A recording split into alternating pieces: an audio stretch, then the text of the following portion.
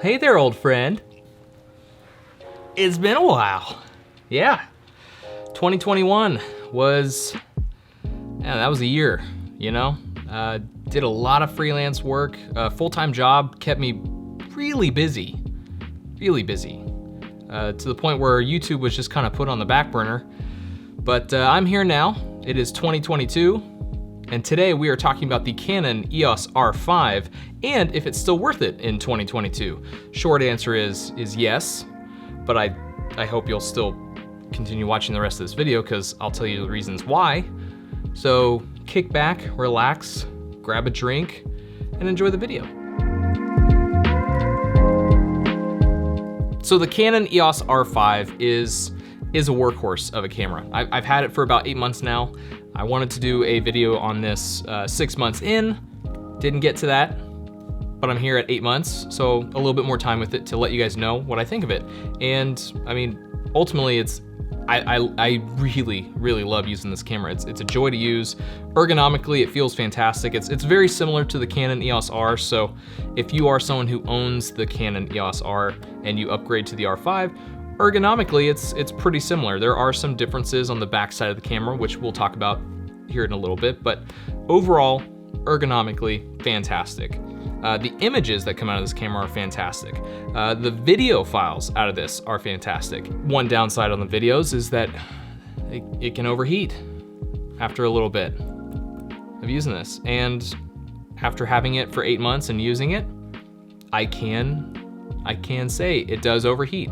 It overheated on me one time. It just makes me really hot. Yeah. Well, it's a hot issue and I'm getting hot about it too. This is good, we're all hot at the same time. It did overheat on me, but I was shooting a lot of 4K 60, and then when it hit that timer, I just jumped over to 1080p 60, and it was fine. Didn't overheat after that, and I just continued using it from there on.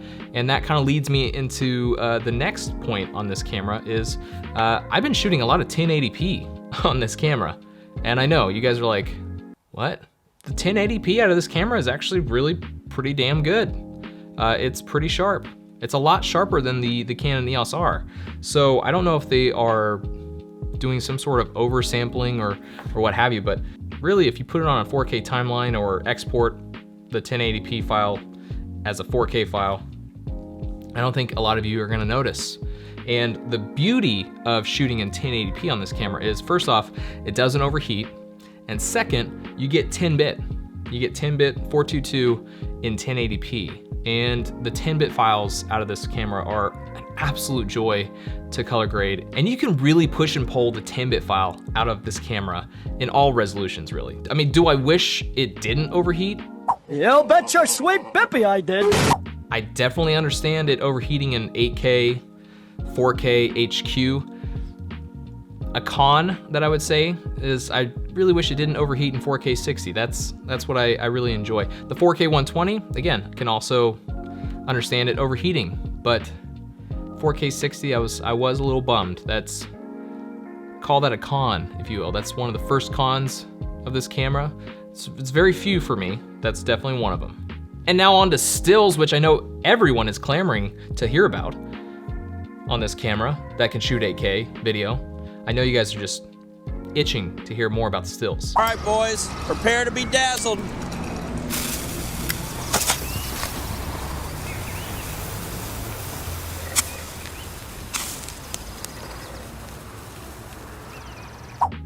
But the stills are fantastic out of this camera. 45 megapixels. Now the file sizes can be massive, but they introduced Canon RAW, C-RAW into this camera for stills, and it like cuts the file sizes in half, and I haven't seen virtually any difference between just normal RAW and C-RAW. So I just keep it in C-RAW, and I keep my file sizes cut in half, sometimes even a little smaller, and that kind of fixes that issue. So if anyone out there has the R5 and they're like, man, taking stills is just eating up my memory, shoot C-RAW. You're welcome. But really, the stills from this camera are fantastic, and I'll go ahead and show you a couple examples right now.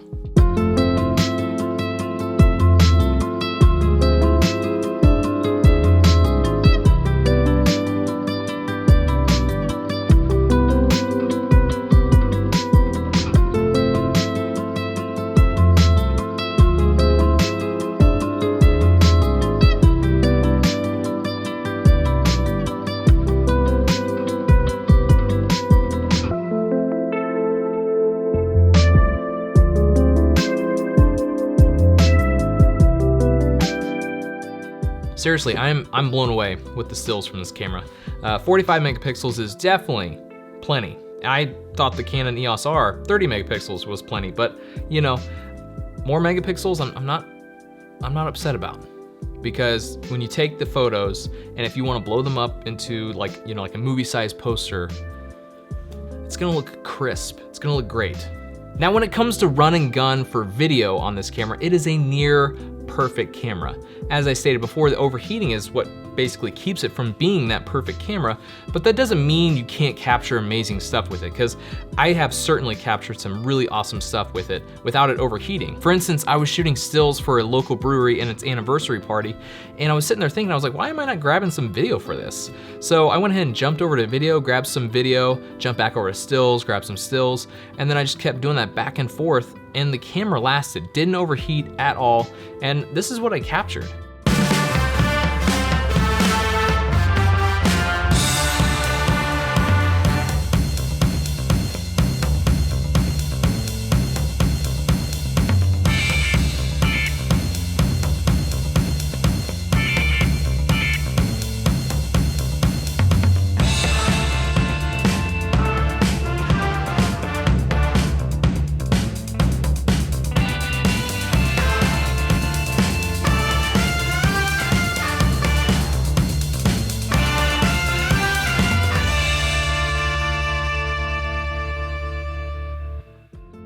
Now you guys might be surprised to find out that that video has a mix of 4K 60 and 1080p 60. So if you guys can guess which clips are which, kudos to you, because now even watching it back, I forget which clips are which. So that, again, that just goes to show you that the 1080p out of this camera is still really, really good. And as I stated earlier, it just doesn't overheat. And how well does the R5 pair with my Pocket 4K?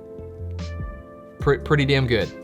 You know, the R5 can actually shoot C-Log 3. It's a lot flatter than C-Log, so it's easier to match with my Pocket 4K. I actually have an example I shot the other night. So if you guys want to watch it, try and guess which shots are the Pocket 4K and the R5. Go ahead, I'll wait.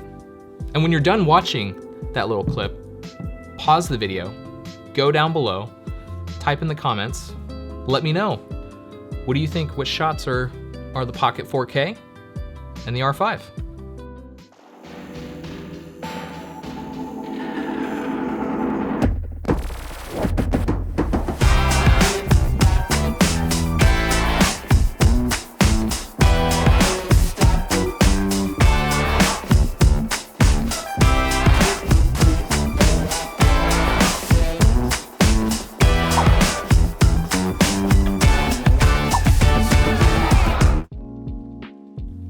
Oh, hey, you're done watching it, huh?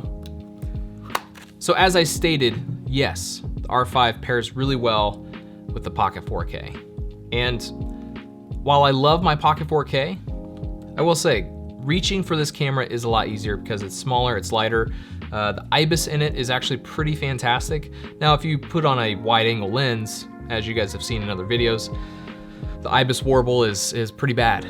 But if you have like a 35 and up, it's pretty damn good. So how does it compare to the R? As I stated earlier, ergonomically it's pretty similar, but the backside is where they added a couple things that I'm just so thrilled that they did. And obviously the scroll wheel is back and the joystick is back. Would I have cared if they didn't put it back in? That's what she said. Probably not, because when I had the R, I used this corner here, right here. You can set it to where you can just kind of drag your focus point, and it works really, really well. So, and I actually still use that here in the R5. But the one feature I am absolutely thrilled that they brought back was the scroll wheel, because it just really helps with just reviewing footage or mainly photos, scrolling through endless photos. And yeah, it's something that I'm really shocked that they got rid of, you know? And they put that stupid touch bar on the R. You know, you live and learn. And in this case, they learned the hard way. No one liked the touch bar. It was garbage. So how does it compare to the R? Stills wise, the 30 megapixel versus the 45. I don't think you'll notice a big difference, but the autofocus in this camera, when it comes to stills, it's fantastic. They've added the animal eye tracking autofocus, and just recently in a new update, they've added vehicle tracking, which I played around with just a little bit. And yeah, it's shocking that it can just pick that up. Now, is the autofocus absolutely perfect? No, it definitely misses every now and then. And there are times where it misses and it's just, I don't understand why. There's nothing in the surrounding area that would cause it to miss. So is it perfect? No, but it's pretty dang good. So is it better than the R? Yes, it is. So if you have the R and you want better autofocus, go with the R5. Now, and if the price of the R5 is just way astronomical and too much for you, then that's when I would recommend the R6. Or, God, I'm sorry I'm gonna say this, but, or look at the Sony a7 IV. Number 1, how dare you? Oh God. Man, that hurt my chest to say. But I will say they have gotten better color-wise. Color science looks a lot better, and the autofocus, from what I've seen, it's just, it might even be a little bit better than Canon. I think Canon has lost the race for the autofocus. I think Sony is in the lead right now. But that's what I'd recommend. If you guys think that the R5 is just way too expensive for you, look at the R6 or the Sony a7 IV. So would I recommend the Canon R5 in 2022? Abso-freaking-lutely. This camera is just so fun to use. And I didn't even mention this, I future-proofed myself with this camera. 45 megapixels, I'm never gonna need anything more than that. The video files out of this camera, shooting up to 8K, I mean, it can overheat. Aside from that, it can shoot 8K. So I have that option if I really, really want to, I can shoot 8K. So this camera is definitely worth it in 2022. Well guys, that does it for me on this video. I hope you enjoyed it. Subscribe if you aren't already. Tap that notification bell so you can be notified when I upload a new video. And if you like this video, give it a thumbs up. Till next time, shoot to create.